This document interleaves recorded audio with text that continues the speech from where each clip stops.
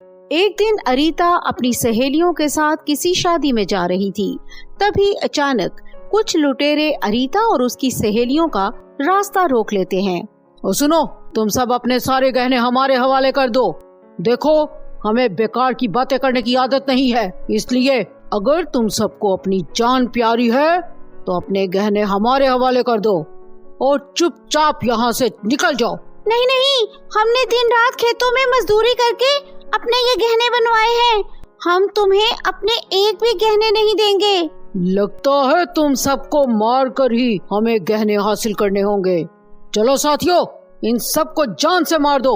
इसके बाद सभी लुटेरे बड़े बड़े चाकू निकालकर इन सभी लड़कियों को मारने के लिए आगे बढ़ते हैं। लेकिन तभी अचानक एक ड्रोनी चुड़ैल प्रकट हो जाती है। मेरे होते हुए तुम लोग इन मासूम लड़कियों का कुछ नहीं बिगाड़ सकते। देख चुड़ैल, तू हमें नहीं जानती। हम कई इंसानों को मारकर उन्हें जमीन में दफन कर चुके हैं। तेरे जैसी चुड़ैल से हम नहीं डरते। चलो साथियों, सबसे पहले इस चुड़ैल का खात्मा कर दो। फिर वो सभी लोग चुड़ैल पर हमला करने के लिए आगे बढ़ते हैं। लेकिन चुड़ैल उन सभी की खूब पिटाई करती है। तुम जैसे दुष्ट और बेरहम लोगों को जिंदा रहने का कोई हक नहीं। अब मैं तुम सबको जान से मार दूंगी। इसके बाद चुड़ैल उन सभी लोगों के गले में बड़ी बड़ी रस्सियां बांधकर उन्हें पैरों की ढाल से लटका देती है। थोड़ी ही देर में तड़पते हुए वो डाकू मर जाते हैं। इन जालिम लुटेरों की मौत पर सभी लड़कियां बहुत खुश होती हैं और चुड़ैल का शुक्रिया अदा करके वहां से चली जाती हैं। इस तरह कुछ दिन बीत जाते हैं। फिर एक दिन अरीता अपनी सहेलियों के साथ खेतों में खुदाई कर रही थी। तभी अचानक जमीन के नीचे एक सुरंग दिखाई देती है। वो सभी लड़कियां सुरंग के अंदर दाखिल होकर एक बड़े कुएं तक पहुंच जाती हैं। इस कुएं में पानी की जगह सोना तैर रहा था। ये देख सभी लड़कियां बहुत खुश होती हैं। इसके बाद अरीता अपनी सहेलियों के साथ मिलकर बाल्टी में ढेर सारा सोना निकालकर अपने अपने घर ले जाती हैं। इसके बाद वो सभी लड़कियां बाजार में सोने को बेचकर ढेर सारे पैसे हासिल कर लेती हैं। पैसे आने से उनकी जिंदगी पूरी तरह बदल जाती है और वो सभी अपनी पुरानी झोंपड़ी तोड़कर बड़े बड़े मकान बनवा लेती हैं और वहाँ मजे से रहने लगती हैं। दूसरी तरफ अरीता और उसकी सहेलियां रोज कुएं से सोना निकालना शुरू कर देती हैं, लेकिन वो सभी बहुत दयालु थी, इसलिए वो सभी आधा सोना रोज गरीबों में बांटना शुरू कर देती हैं। लेकिन कुछ दिनों बाद राज्य की राजकुमारी को इसके बारे में पता चल जाता है। इस कुएं पर सिर्फ मेरा अधिकार है। मैं अभी जाकर इन लड़कियों की पिटाई करके इस कुएं पर कब्जा कर लेती हूँ। इसके बाद रात को राजकुमारी अपनी कुछ सहेलियों को लेकर खेत में पहुँच जाती है।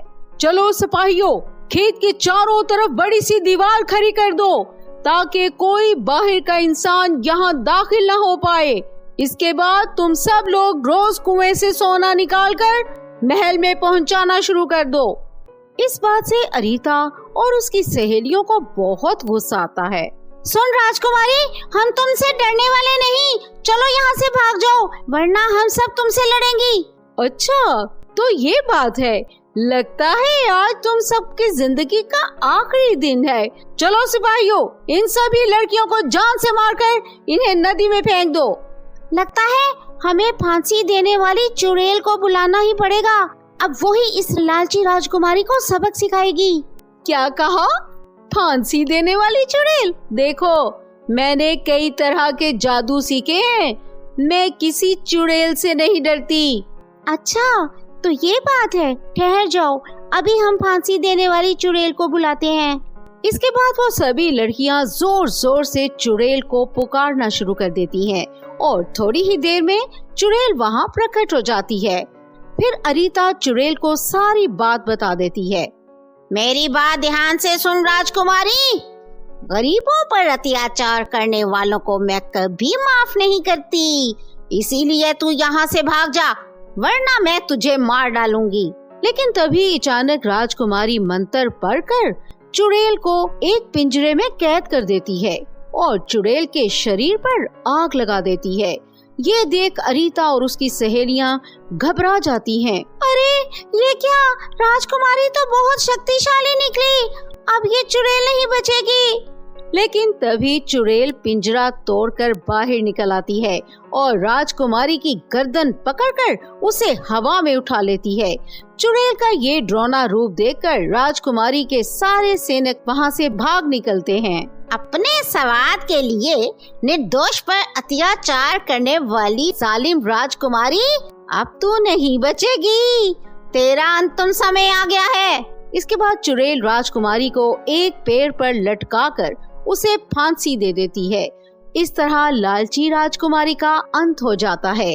इस दिन के बाद से उन सभी लड़कियों के जीवन में कभी कोई परेशानी नहीं आती और वो सभी हंसी खुशी अपना जीवन जीने लगती हैं।